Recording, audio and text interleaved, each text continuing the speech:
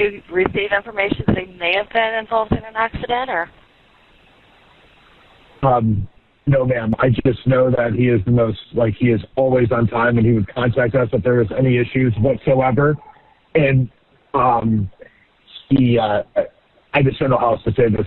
We're very, very concerned because this is very out of character. And we can't get in touch with his wife, which is probably the more concerning thing. This is one of those cases where the paperwork tells a chilling story. 2 people are murdered in their own home. Their children are left inside, and weeks later, police quietly arrest a medical doctor nearly 500 miles away. Today, we're walking through everything we know from the beginning to end about the Tepe murders. And for the first time on this channel, we're going to break down the actual arrest warrant and probable cause affidavit used to charge Michael David McKee.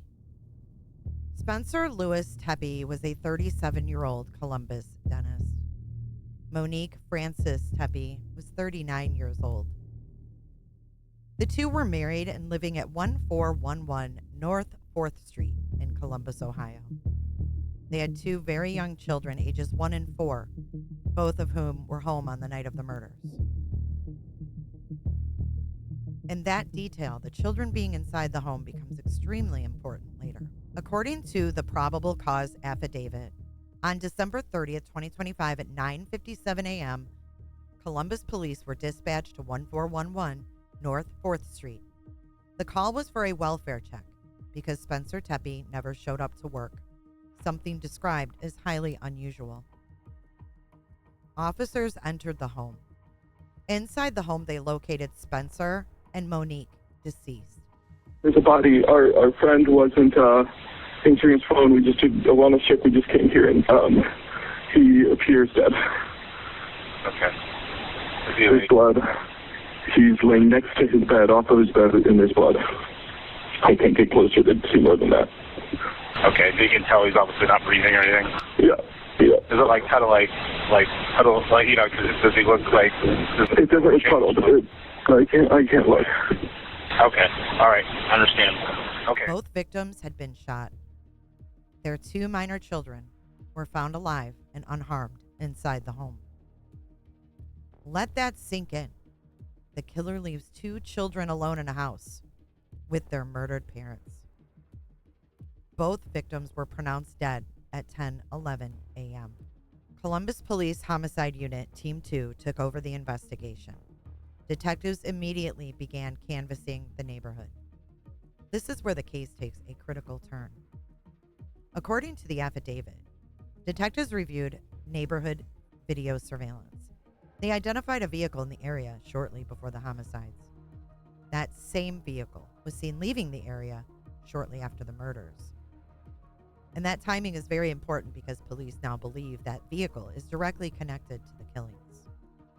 Through additional investigation, police were able to identify the vehicle and link that vehicle to Michael David McKee. Michael David McKee was born on June 29, 1986. He worked as a medical doctor or a vascular surgeon, to be exact, and he is the former husband of Monique Tepe. Police would later locate the vehicle in Rockford, Illinois. And critically, detectives say they found evidence that McKee was in possession of that vehicle during the time of the homicides. There are 2 separate murder complaints. Count 1, Monique Frances Tepe. The complaint alleges that on December 30th, 2025, McKee knowingly caused the death of another, to wit, Monique Frances Tepe, by means of shooting. The second complaint alleges that McKee knowingly caused the death of another, to wit, Spencer Lewis Tepe, by means of shooting him. Both charges fall under Ohio Revised Code 2903.02a, murder. Arrest warrants were issued on January 10th, 2026. McKee was taken into custody in Illinois. The warrants command law enforcement to arrest and bring him before Franklin County Municipal Court. McKee later waived extradition, clearing the way for his transfer back to Ohio. Now, this is important. The affidavit does not publicly state a motive, how McKee allegedly entered the home, whether a weapon has been recovered, or the relationship status or level of contact between McKee and Monique prior to the murders. That silence is intentional. Prosecutors often hold back details they plan to introduce at trial. But what makes this case so disturbing? 2 parents murdered, their children intentionally left alive, a suspect with medical training, and a cross-state timeline involving surveillance, vehicle tracking, and digital evidence. This wasn't a random attack, according to police. It was targeted and methodical. So what happens next? McKee will face arraignment in Franklin County. Prosecutors are expected to seek enhanced charges. And the discovery in this case will eventually reveal the digital evidence, surveillance footage, forensic findings, and potential motive evidence.